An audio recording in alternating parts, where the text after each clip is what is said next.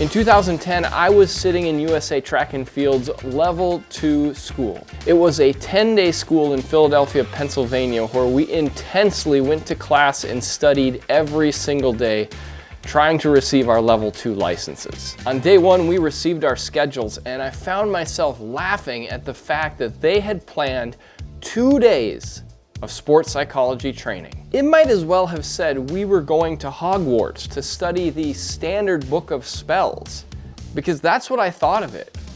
I had gone to Philadelphia to essentially become a better Quidditch coach, and instead, they were sending me off to some wand waving course.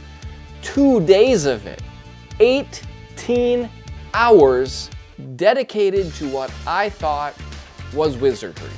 2 days later, as I finished my sports psychology test, I realized that I was never going to coach the same way again, and this would revolutionize how I talked to athletes in any sport. Up to that point in my career, I had spent 9 years coaching, and I had never really had a team be successful. But over the next 10 years, the teams that I coached were almost always in the mix come championship time. I even had some athletes go and win state championships individually. And for myself, I was named the regional coach of the year 5 times in 3 different sports. And all of it, 100% of it, was because of a change I made in how I saw the mind working in athletics.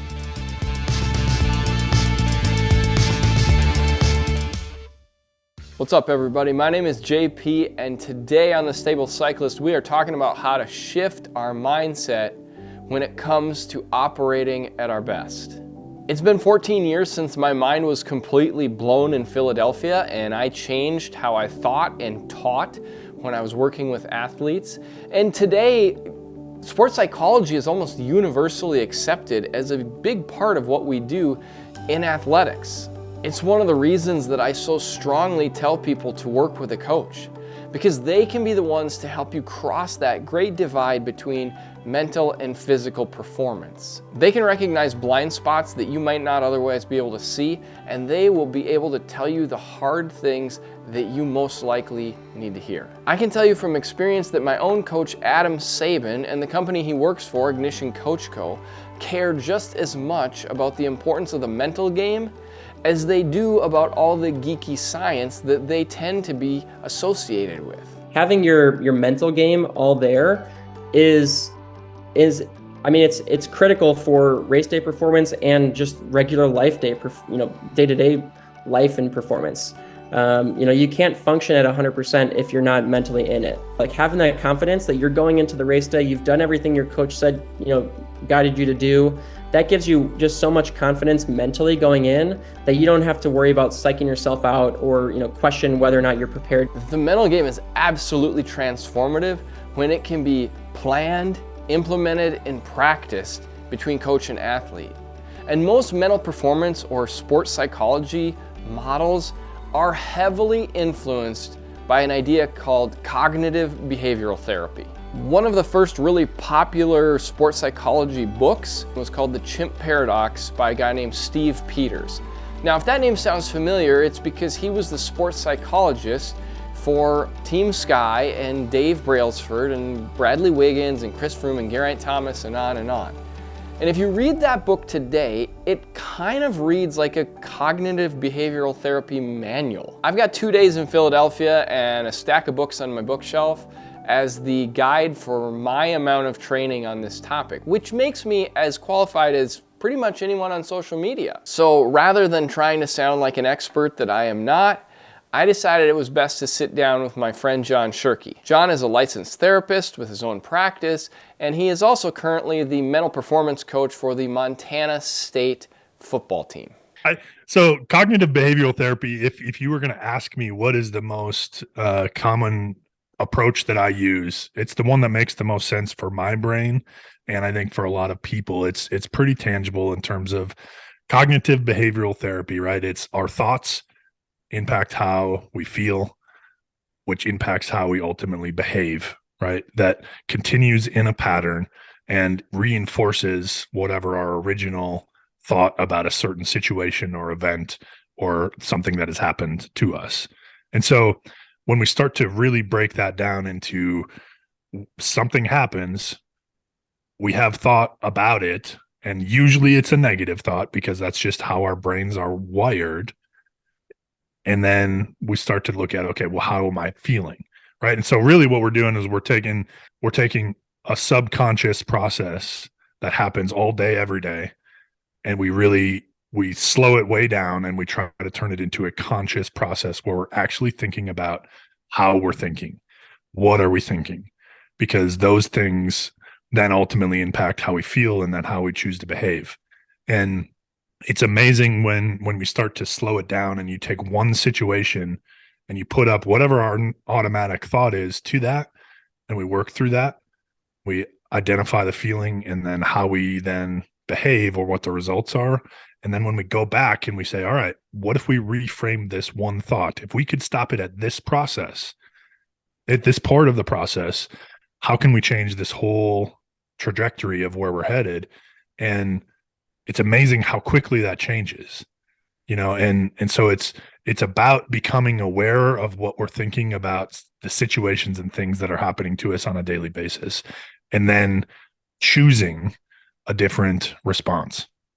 Now, one of the places in the bike world that it's easiest to see cognitive behavioral therapy in action is when we look at how people handle a bad race. I think probably the more important thing to share is that I've been doing this for a long time, and if I was super hard on myself or super upset after every day that didn't go perfectly, then I wouldn't still be racing. Like it's just too hard to beat yourself up like that all the time. And I think I'm not sure exactly when I decided to not do that.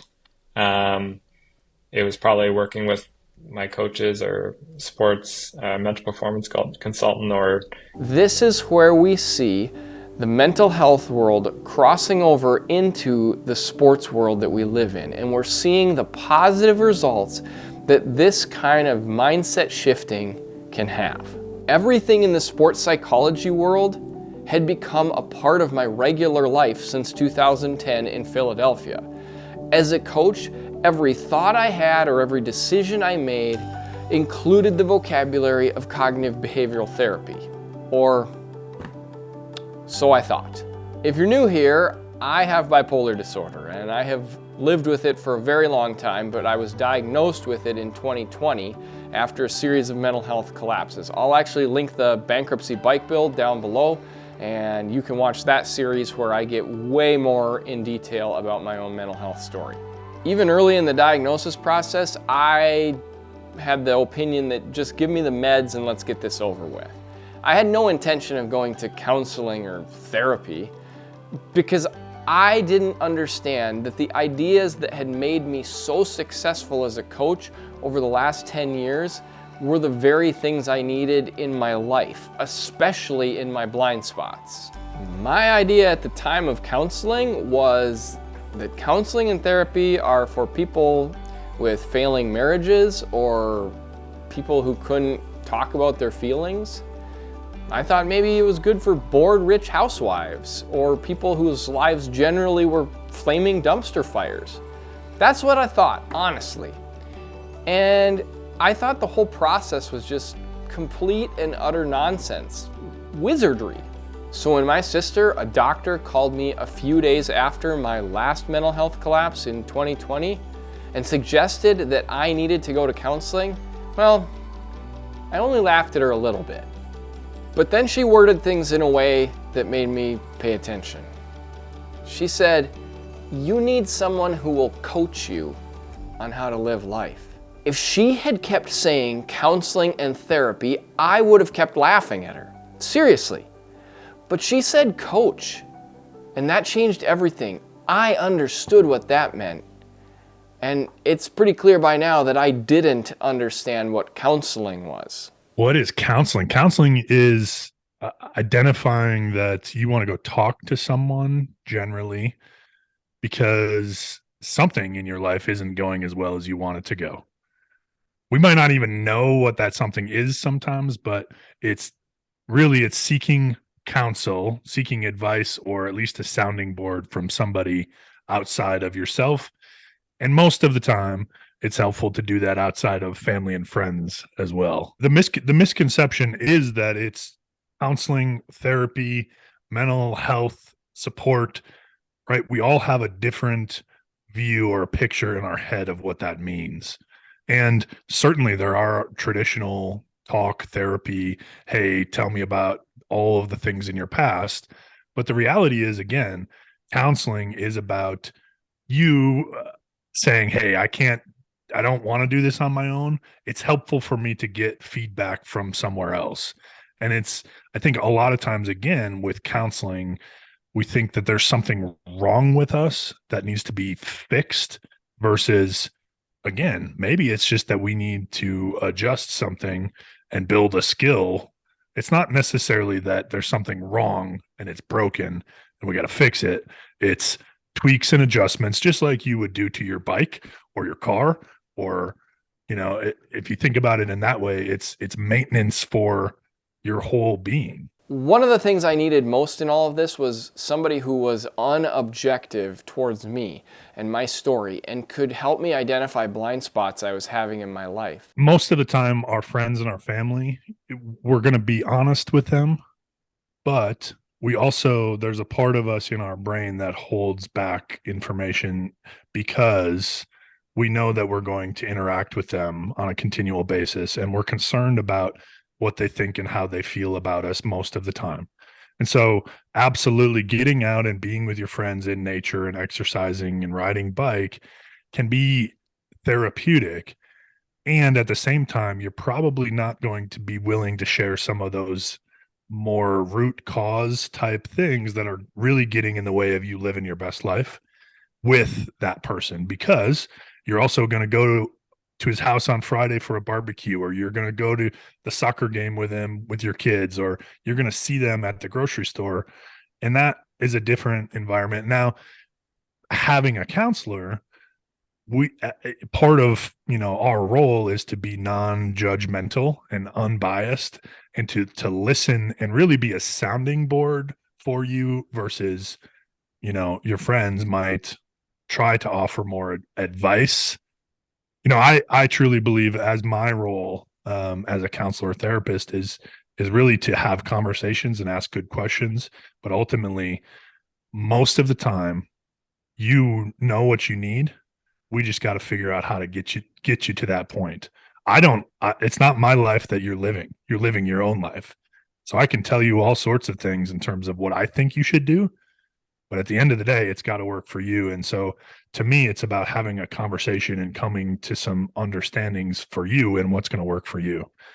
And you just don't get that level of interaction with your family and your friends. But as much as I knew I needed this, and as much as I knew I should go to counseling and therapy, I was scared about a lot of things. I was scared about how I would even be able to open up.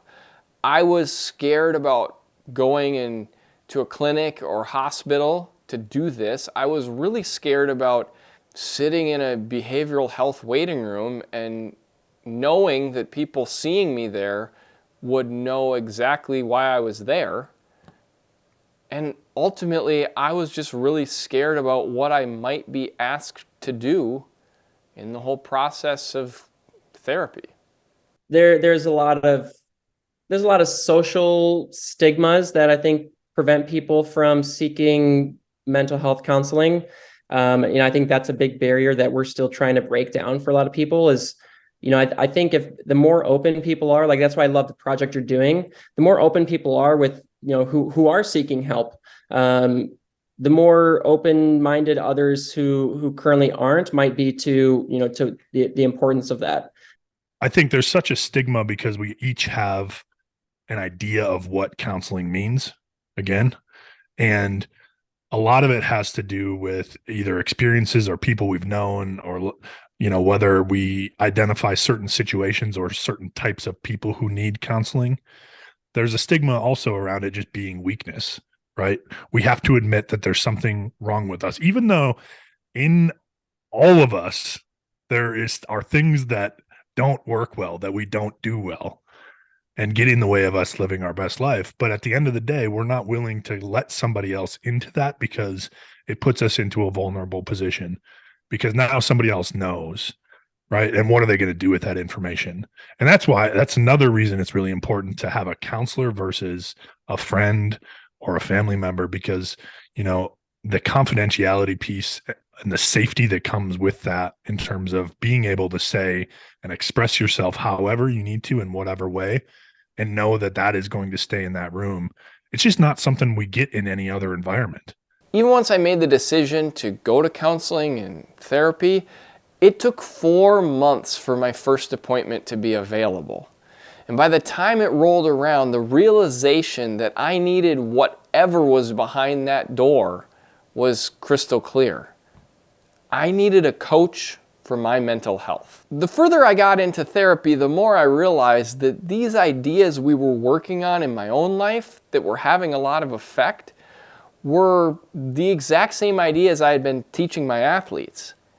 I remember 6 months into therapy looking at my therapist and saying, "These are all the ideas I teach my athletes." My therapist looked at me and said, "You are an amazing coach who is also terrible at listening to the ideas that you teach your athletes." My therapist wasn't being mean, just honest.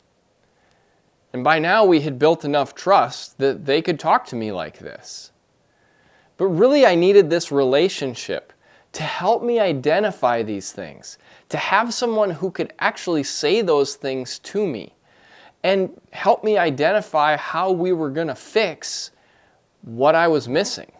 I want to be really clear on one thing. My therapist didn't make me do anything. If you've watched the Bankruptcy Bike Build, or you've listened to podcasts I've been on other channels, you may have heard me talk about lifestyle changes that I made because of therapy, but those were all my decisions. They were my autonomous decisions. Ultimately, yes, guided by my therapist, but it was totally my choice. And I declined a lot of stuff that was suggested as well, because these were things that were best for me. Now, as important as the meds that I take, or the tools that are in my toolbox because of the therapy that I've done, or all the progress that I've made in my own life because of my therapist, there is still this giant elephant in the room that we need to address. Finding a good therapist who fits your personality can be really challenging. Therapy is expensive.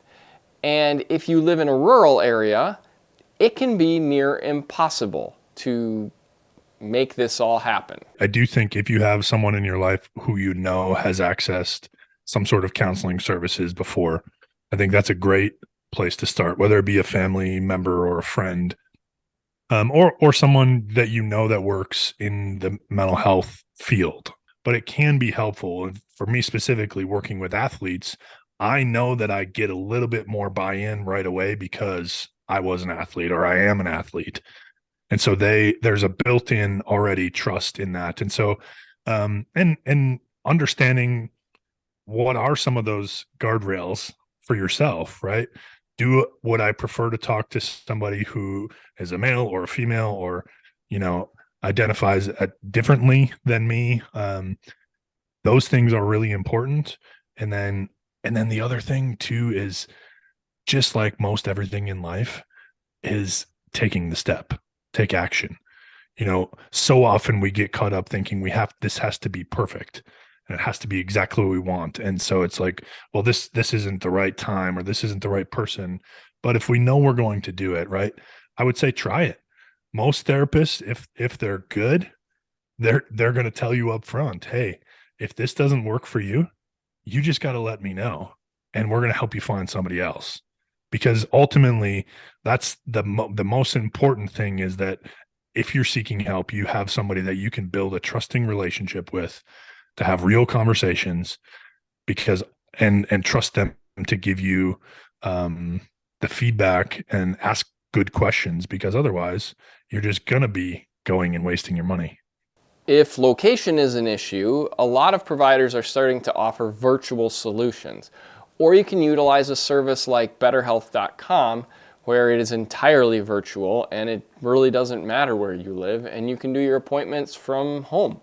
In the United States, many employers are starting to offer assistance through their employee assistant programs, and usually some, if not all, of mental health services are provided for in that, but they won't always tell you about it. So make sure to go and talk to your HR department and ask if your EAP provides any mental health services.